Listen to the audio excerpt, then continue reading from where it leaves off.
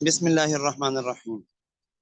توجیہ اعتبار المفہومی و عدمی اعتبار ہی، اس عبارت میں بتا رہے ہیں کہ مفہوم مخالف کا اعتبار کہاں کیا جاتا ہے، کہاں نہیں کیا جاتا، اور کیوں کیا جاتا ہے، کیوں نہیں کیا جاتا، یعنی اعتبار اور عدم اعتبار کی وجہ کیا ہے۔ شروع میں تو یہ بات بیان فرمائیے، والحاصل ان العمل على اعتبار المفہومی فی غیر کلام الشارع، فرمایا کہ شارع کے کلام کے علاوہ باقی کلاموں میں مفہوم مخالف کا اعتبار کیا جاتا ہے، شارع کے کلام میں مفہوم مخالف کا اعتبار نہیں کیا گیا۔ وجہ کیا ہے؟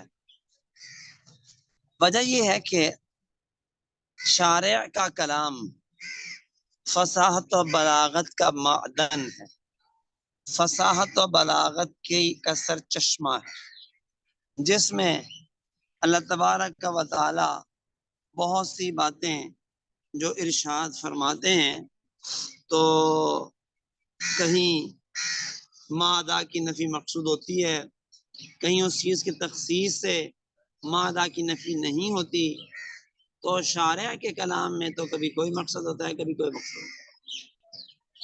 اس لیے شارع کے کلام میں تو مفہوم مخالف کا اعتبار کرنا وہ بسا اوقات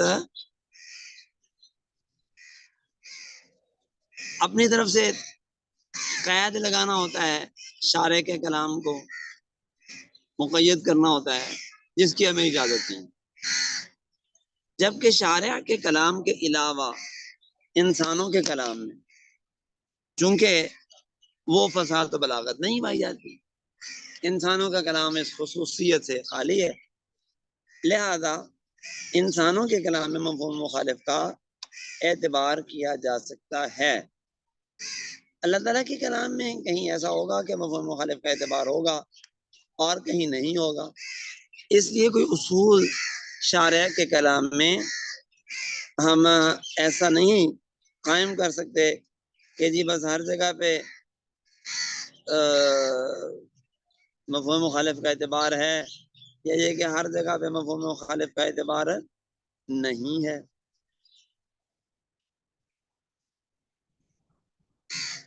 اب مثال کے طور پہ اللہ تعالیٰ کا ارشاد ہے ربائبکم اللاتی فی حجورکم، کہ تمہارے لیے حرام کی گئی ہیں تمہاری وہ ربیبہ جو تمہاری گود میں ہے، یعنی تمہاری بیویوں کی وہ بیٹیاں جو پچھلے شوہر سے ہیں لیکن تمہاری گود میں ہیں۔ اب حجورکم جو کہا تو حجور کی قید کا فائدہ عام طور پہ یہی ہوتا ہے کہ بچی ہے، لڑکی ہے کسی اور کی، لیکن شوہر کی گود میں ہے، یعنی اس کی پرورش میں، حضانت میں ہے۔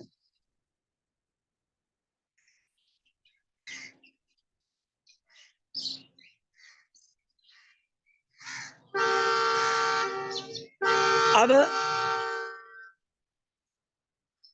فی حجورکم قید کا ہرگز یہ معنی کسی کے یہاں بھی نہیں ہے، شفافے کے یہاں بھی نہیں ہے کہ اگر وہ شوہر کی پرورش میں نہ ہو تو اسے نکاح جائے دو، یہ کسی کے یہاں بھی ایسا نہیں، سب کے یہاں اگر پرورش میں ہے پھر بھی نکاح جائز ہے، ناجائز ہے، پرورش میں نہیں ہے پھر بھی نکاح ناجائز ہے۔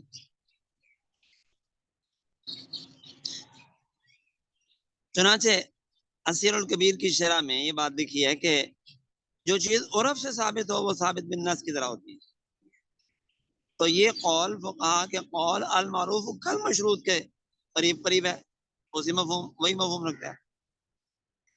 اب جو بات عرف سے ثابت ہو گئی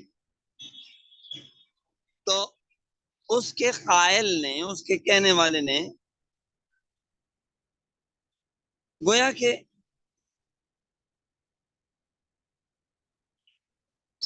اس کی صراحت کر دی، لہٰذا اسی پر عمل کیا جائے گا۔ یعنی محاورات کے اندر لوگوں کے عرف کا اعتبار ہوتا ہے. تو محاورات کے اندر مفہوم مخالف کا اعتبار ہوتا ہے زیادہ کیا جائے.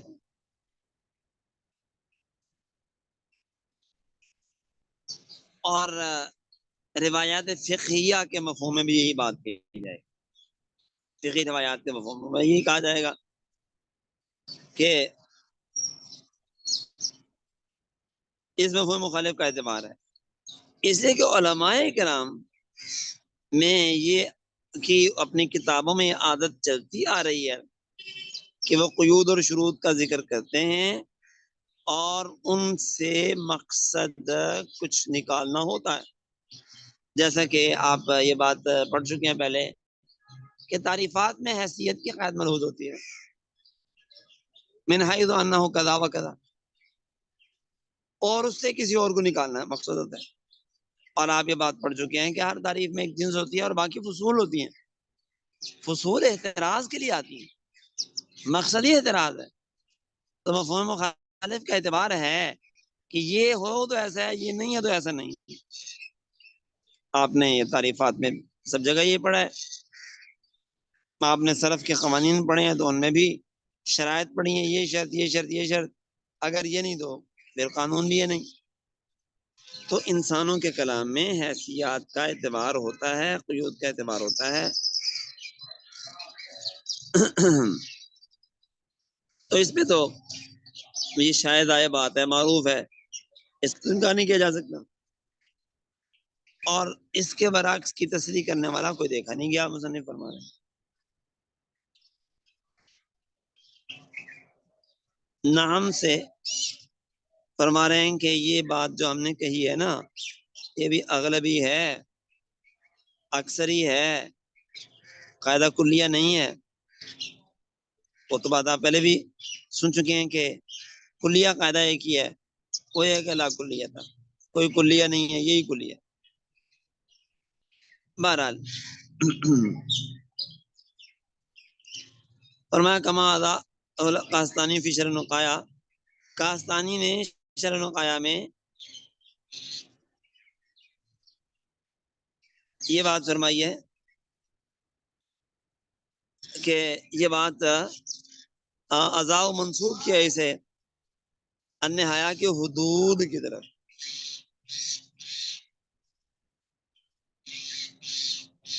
نہایا کی کتاب الحدود کی طرف اس بات کو منسوخ کیا ہے، اور کہ وہاں یہ لکھا ہے کہ یہ اکثری عقائد ہے.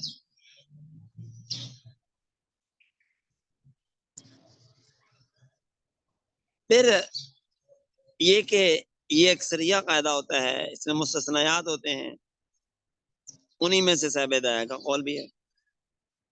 صاحب ہدایہ کہتے ہیں سنن طہارت غسل الیدین قبل ادخالہم الاناء اذا استيقظ المتوضئ من نومه، نیند سے بیدار ہو تو ہاتھ دھوئے برتن میں داخل کرنے سے پہلے. اب یہ قبل الاستيقاظ کی خیر اتفاقی ہے، اس لیے کہ حدیث میں آیا ہے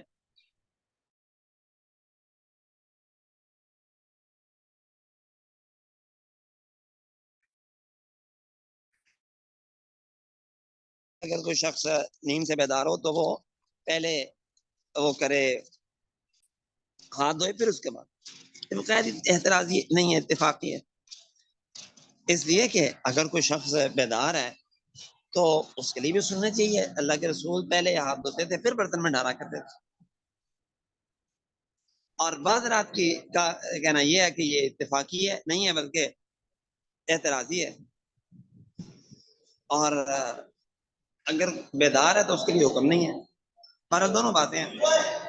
تو یہ ایک صفحے کی میں نے تشریح کر دی ہے. اب اس کا ترجمہ بھی ملاحظہ فرما لیں. ایک منٹ ذرا وقفہ کیجیے. جو کریں جی بالحاصل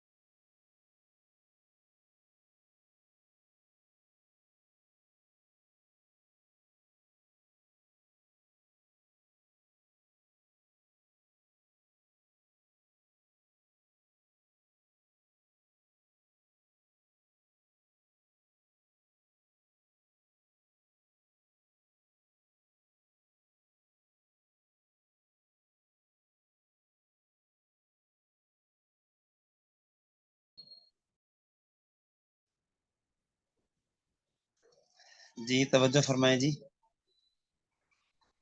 بسم اللہ الرحمن الرحیم. قوله ثم تجاہ عطف علی تجاہ الاول. کہتے ہیں کہ اس دوسرے تجاہ کا عطف ہے پہلے تجاہ پر. فالابتداء الحقیقی تجاہ صاحب الرسالتی، یعنی پہلے جناب رسول اللہ صلی اللہ علیہ وسلم کے روضہ انور کے سامنے، پھر کعبہ شریفہ کے سامنے بیٹھ کے اس کتاب کی تبییض کا آغاز ہوا تھا. اب دونوں ہی کو اولیت حاصل ہوئی، یعنی روضہ رسول کے سامنے بھی یہ کتاب کا آغاز ہوا اور میزاب رحمت کے نیچے خانہ کعبہ کے سامنے بھی اس کتاب کا آغاز ہوا. لیکن اولیت دو قسم کی ہے، ایک حقیقی ایک اضافی. تو ابتدائے حقیقی تو حاصل ہوئی تجاہ صاحب رسالہ کو، اور تجاہ الکعبہ کو ابتدائے اضافی نصیب ہوئی. والحتیم فعیل مفعول کے معنی میں بھی آتا ہے، فعیل فاعل کے معنی میں بھی آتا ہے. بتا رہے ہیں کہ حتیم ماتوم کے معنی میں ہے. ماتوم حتم مانا ہوتا ہے کاٹنا. سمیہ بھی لینا حتم من البیت، بیت اللہ سے اسے الگ کیا گیا. اخرجا اسے نکال دیا گیا. تاریخ آپ بیت اللہ کی پڑھ چکے ہیں، سن چکے ہیں پہلے پچھلی کتابوں میں. اول حاتم، حاتم کے معنی بھی ہو سکتا ہے. پھر حاتم اس میں فاعل کا صیغہ، تو حتیم کو حاتم کاٹنے والا کیوں کہتے ہیں؟ لینا یحتم الذنوب، گناہوں کو مٹاتا ہے. قولہ والمقام اے مقام الخلیل، خلیل کا مقام. اور حجر کان یقوم علیہ الخلیل علیہ السلام، یہ پتھر ہے جس پر حضرت ابراہیم خلیل علیہ السلام کھڑے ہوتے تھے حال بناء البیت الشریف، بیت اللہ کی تعمیر کے موقع پہ.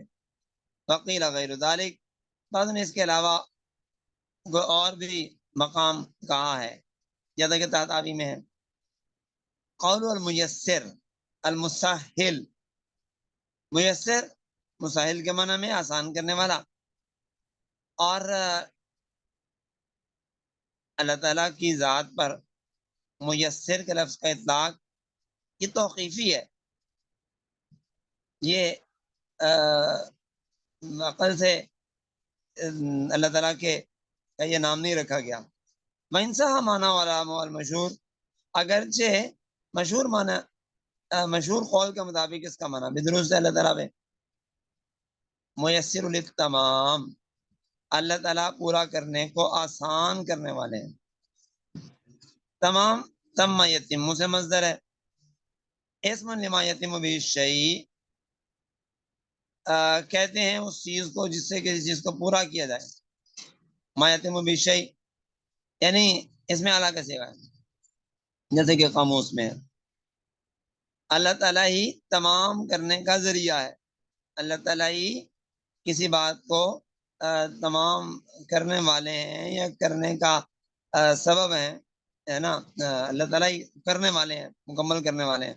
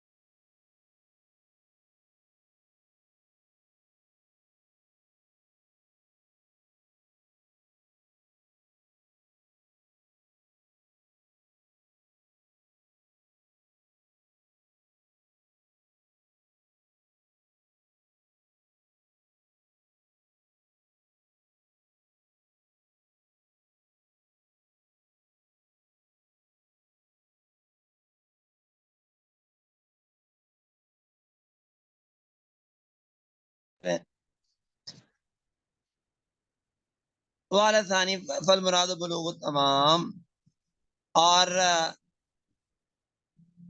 یہ مصدر بھی ہو سکتا ہے، اس میں علاقہ صیغہ بھی ہو سکتا ہے تمام، اور اگر یہ اس میں علاقہ صیغہ ہو تو مانا تمام تک پہنچانے والا، تمام تک پہنچنا.